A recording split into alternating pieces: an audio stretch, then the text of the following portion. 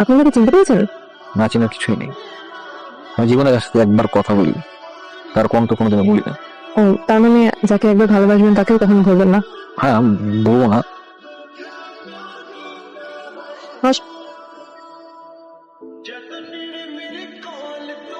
তুমি কি নার্ভাস?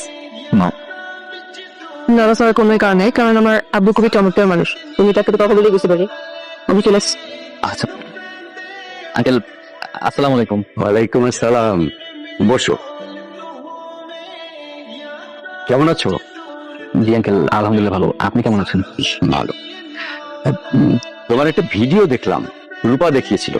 আমি তখনই ভেবেছিলাম যে এটা তোমার মতো ছেলের পক্ষে সম্ভব। যে ছেলেটি আমাকে রাস্তার মধ্যে উপকার করে আমার ব্যবসাটাকে বাঁচিয়ে দিয়েছিল, সেই ছেলেটি আশিক। এই জন্য তো আমি রূপাকে বললাম। আঙ্কেল, আমি রূপার কাছ থেকে সবকিছু শুনছি, আমাকে সবকিছু বলছে। আঙ্কেল, আজকে আমাকে একটু জরুরি কাছে যেতে হবে, আমি তাহলে উঠি। আব্বু, ওনাকে আমাদের সাথে দুপুরে খেয়ে যেতে বলো না। অফকোর্স, অবশ্যই তুমি খেয়ে যাবে আমাদের সঙ্গে আজকে। না না আঙ্কেল, আমাকে আজকে উঠতেই হবে, আমার জরুরি একটা কাজ আছে। না না না, তা বললে তো হবে না। এই চৌধুরী বাড়িতে কেউ কখনো না খেয়ে ফিরে যায়নি, তোমাকে খেয়ে যেতেই হবে। আঙ্কেল, যদি বাসায় না যাই, আমার মা না খেয়ে থাকবেন। আমার মাকে খাওয়ার আগে এবং পর ওষুধ খাওয়াতে হয়। কেন, কি হয়েছে আমার? আমার মা অন্ধ। অনেক বছর আগের এক দুর্ঘটনায় আমার মা তার দৃষ্টিশক্তি হারান। অন্ধ? আমি সো সরি, অ্যাকচুয়ালি আমি বুঝতে পারিনি। দেখো আঙ্কেল, আমাকে আজকে যে উঠতেই হবে। আমি না হয় আরেকদিন এসে আপনাদের সবার সঙ্গে এসে দুপুরে খেয়ে যাবো। ঠিক আছে, মায়ের জন্য যাচ্ছ যাও, বাধা দিচ্ছি না। কিন্তু এ বাড়ির দরজা তোমার জন্য যে কোনো দিন যে কোনো সময় খোলা রইল।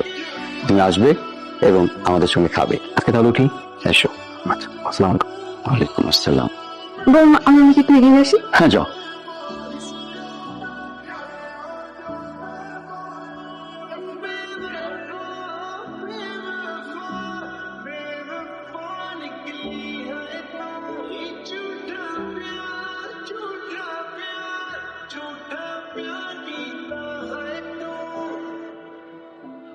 ভাজান, তুই এই কাপড় কিনতে যাস?